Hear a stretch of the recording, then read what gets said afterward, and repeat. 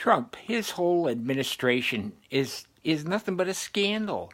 He's completely incompetent. His chaos presidency, that's exactly it. It's chaos. It's just destroying everything. John Kelly lies. He lied about that congresswoman. He lied about the Porter scandal. His HUD guy, his EPA guy, his VA guy, they're all lying. They're all corrupt. Trump has just picked the worst people. The Porter scandal, security clearances. These people are open to blackmail. They could be blackmailed by North Korea, Russia, anybody, because there's stuff on them. They owe money, or they're abused their wives, or there's other scandals that they can be blackmailed for. That's why they can't get clearances. Russia hacked our elections. All our intelligence forces say that. Trump does nothing. He hasn't said a word about it. What did he do? He attacked Alec Baldwin. How stupid is that?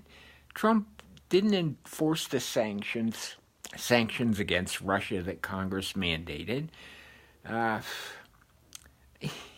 Trump had affairs with multiple women while he's married. He lies every day.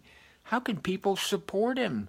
You support a lying, cheating person who's only out for money. It's obvious. He still has all his businesses. He's collecting money from them.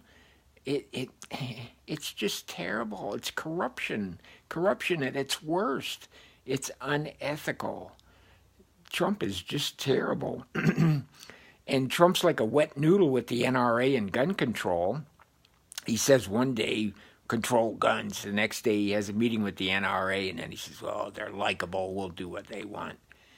Trump is the worst president ever. We need to get him out before he really starts a war or blows us all up or lets the Russian walk down Fifth Avenue. Fifth Avenue in New York City, the Russians will be parading down there.